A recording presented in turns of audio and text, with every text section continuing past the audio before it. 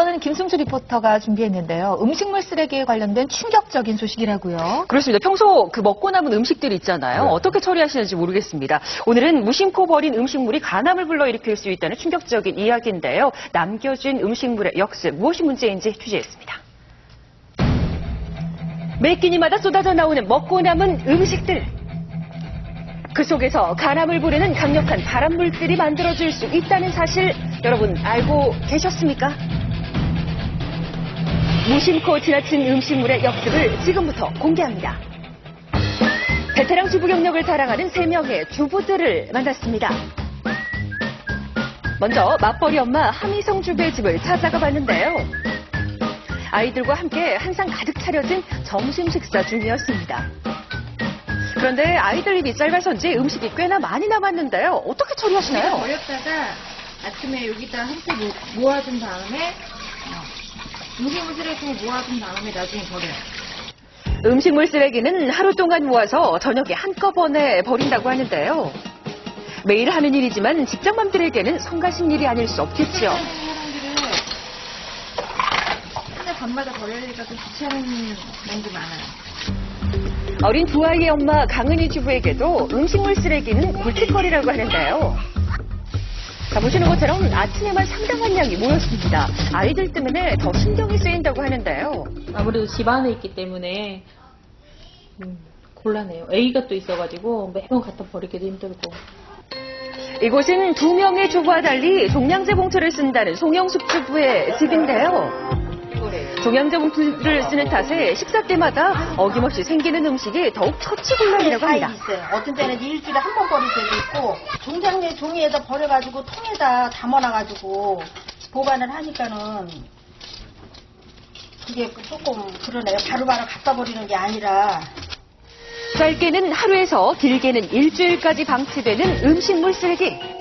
과연 괜찮은 걸까요? 새 집의 음식물 쓰레기 오염도를 측정해봤습니다. 자, 그 결과 먼저 3,000이 훌쩍 넘는 수치가 나왔고요. 두 번째는 4,000에 육박하는 오염도를 보입니다. 한 집에서는 무려 9,000이 넘는 수치를 보이기도 했는데요. 200인 변기, 1,800인 쓰레기통과 비교하면 어마어마하게 높은 오염도입니다. 상온에 음식물 쓰레기 1g을 방치했을 때 10시간 후면 1억 마리의 세균이, 그리고 15시간 후에는 무려 100억 마리의 세균이 발생한다고 하는데요. 하루 1kg의 음식물 쓰레기가 나온다면 얼마나 많은 세균이 생길지 상상이 되십니까? 더 큰 문제는 세균 번식과 함께 아플라톡신이라는 물질이 만들어질 수 있다는 겁니다. 아플라톡신이라는 독성이 강한 독소를 만들어내서 이로 인해서 간염이라던가 아니면 심할 경우에는 간암을 일으킬 수도 있습니다. 다양한 방법으로 이제 흡수될 수 있는데요. 호흡기로도 체내로 들어올 수 있습니다. 이 아플라톡신은 들으신 것처럼 호흡기를 통해서도 접촉이 가능하다고 하는데요. 강력한 발암물질 중 하나로 특정 곰팡이에서 만들어지는 독소입니다.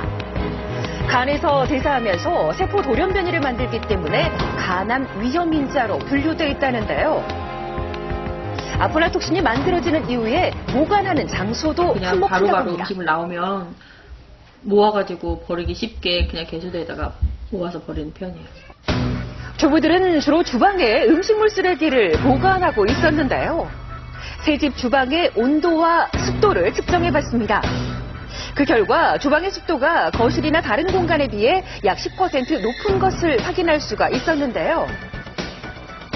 주방과 비슷한 온도와 습도를 설정하고 음식물 쓰레기의 이틀간 변화를 살펴봤습니다.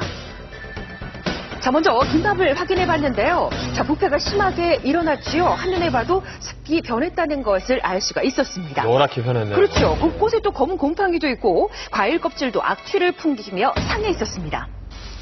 그렇다면 주부들의 음식물 쓰레기 속에 발암물질인 아플라톡신이 정말 존재하는 것일까요? 수거한 새 집의 음식물 쓰레기를 대상으로 간이 실험을 한 결과는 충격적이었습니다. 가정에서 채취해온 시료 3가지를 실험을 했습니다. 그래서 2가지 정도는 그 CPPP 이하로 검출이 되었습니다만, 그 한 개의 시료에서는 거의 CPPP에 육박할 정도의 어떤 수치가 나왔거든요. 그래서 이건 대단히 오염이 됐다고 볼 수가 있고요. 하루 정도만 그 묵힌 샘플이었기 때문에 정확하게 어떠한 것들을 알 수는 없지만 일반적으로 가정에서 보면 10ppb 이상으로 충분히 나올 수 있습니다.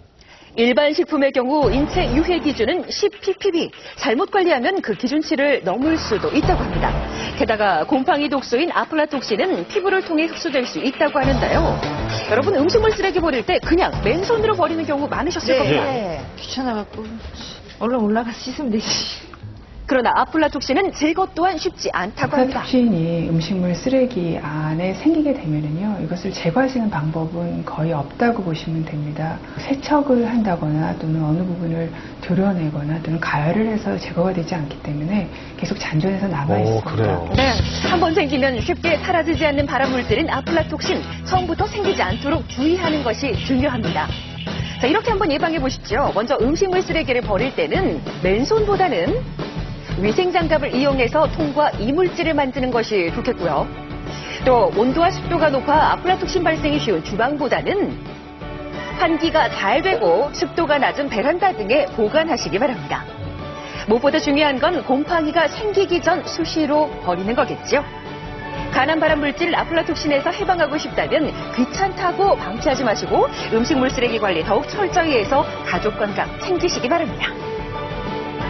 예, 그동안 이 음식물 쓰레기가 지저분하다 이런 생각은 했었는데 위험하다는 생각은 안 했었거든요. 이 간암을 유발할 수 있다니까 앞으로 좀 신경 써서 자주자주 좀 갖다 버려야겠네요. 그렇습니다. 곰팡이 독소 가운데 가장 유해하다고 하는 이 아플라톡신의 경우는 탄수화물이나 지방 함량이 높은 음식에서 쉽게 발견이 된다고 하는데요. 대표적으로 뭐 쌀이나 견과류 또 옥수수 등이 있는데 아무래도 우리나라 사람들은 쌀을 주식으로 하기 때문에 이 아플라톡신으로 인한 간암 발생 위험성이 더 높다라는 이야기가 되겠습니다. 예. 최대한 음식물 쓰레기 발생을 줄이는 게 중요하겠습니다. 이 통도 깨끗이 세척하는 걸 잊지 말아야 될 것 같습니다. 그렇죠. 네. 어떻게 보셨어요? 네, 이 아플라톡신은 적은 양으로도 암을 일으키는 1급 발암물질입니다.